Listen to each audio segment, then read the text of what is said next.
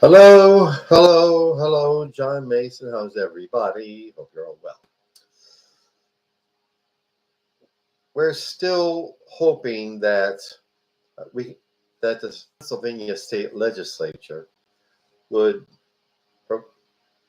would vote to provide funding for for public transportation in the Philadelphia region. I'm talking about SEPTA, the Southeastern Pennsylvania Transportation Authority.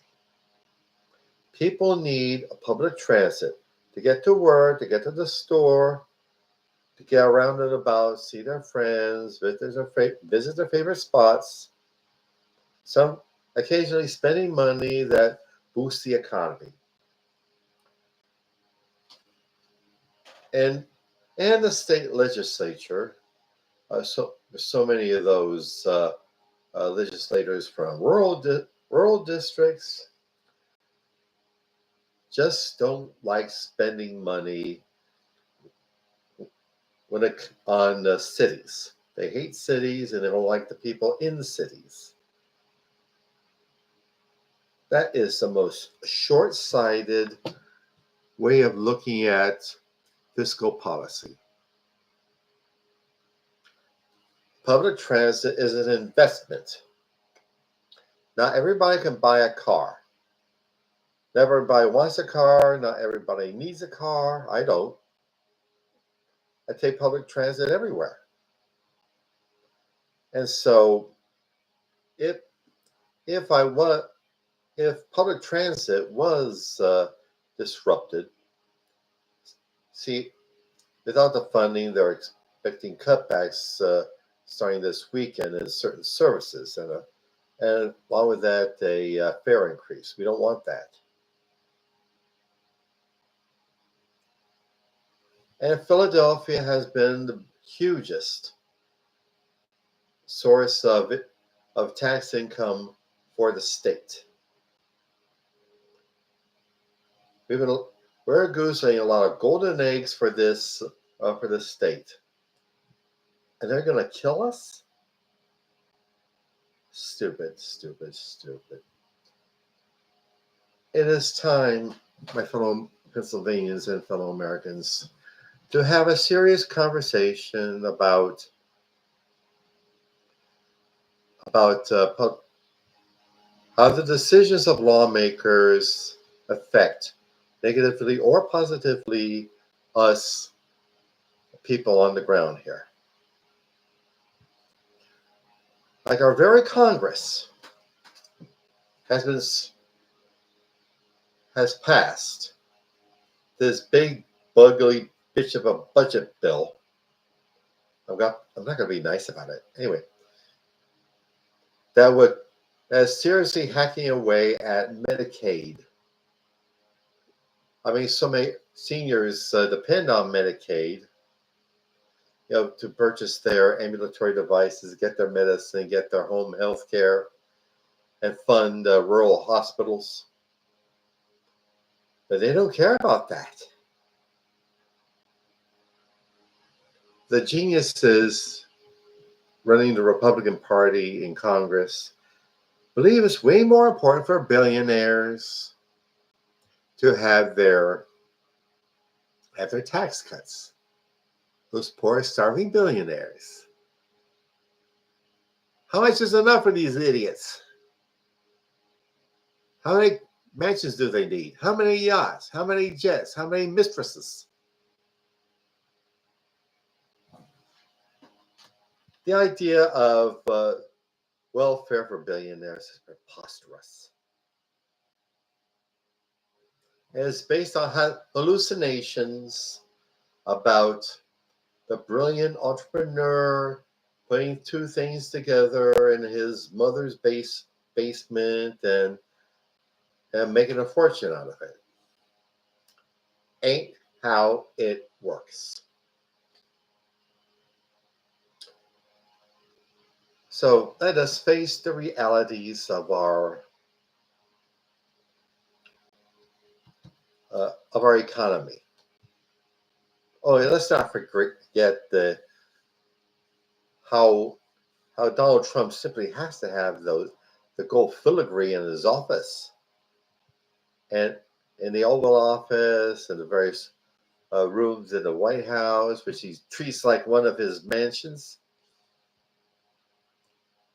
And of course, that the way he tore apart the Rose Garden, a nice little patch of green, little patch of green, the whole event's in, no press conferences, beautiful.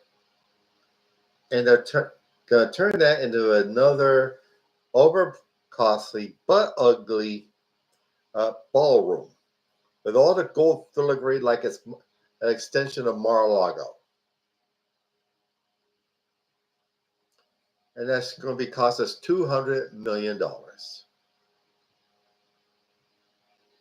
Since that's so important, who needs food? Needs Medicare.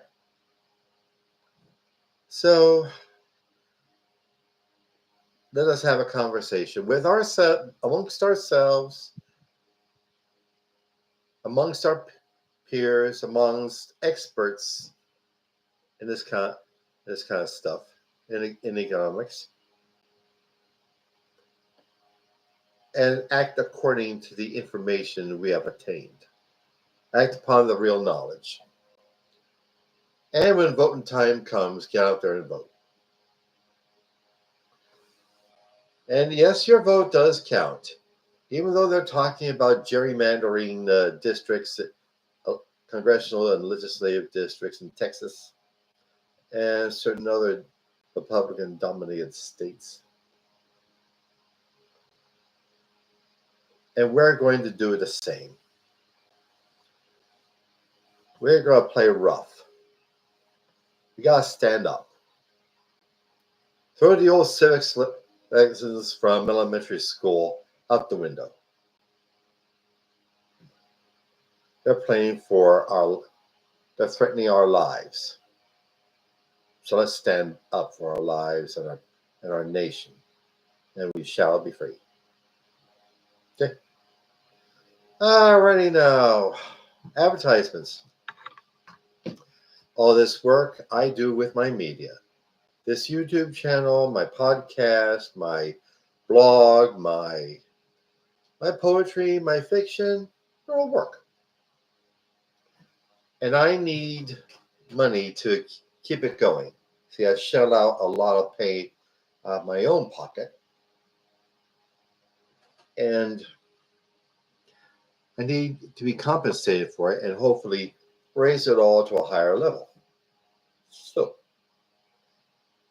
please get on my website, johnomason.com, and click either the PayPal button or the Buy Me a Coffee button, or mail me a check or a money order to the address on my About page. I would greatly appreciate it. Thanks. And also, my novel, Soldier of the Cross, is available on Amazon.com. It's the story of David Lucas, who, as a young man in the early 60s, is a drunk and a horse chaser and a school bully. He gets in trouble in the army. He comes out of the army a fanatical, born-again Christian, just wanting to be a manly man for Jesus. But how he goes about it leads him into trouble, lots of trouble. Do please pick it up. Soldier of the Cross on Amazon.com. And also, Hipperific is a lovely little CBD product store located on Snyder Avenue near 15th Street in South Philadelphia. There you'll find some of the finest cannabis-infused products. Gummies and candies and flour and drinks and teas and hand sanitizer and dog treats. Yep, dog treats. Yep, they are. Look them up, please. HemperificLLC.com. And also my beloved career and business coach, Michelle Snow. Michelle is excellent in helping you develop your professional career or small business. That you know what you're doing right, where you need wrong, what what you need work on, and help you network with other up-and-coming entrepreneurs and professionals.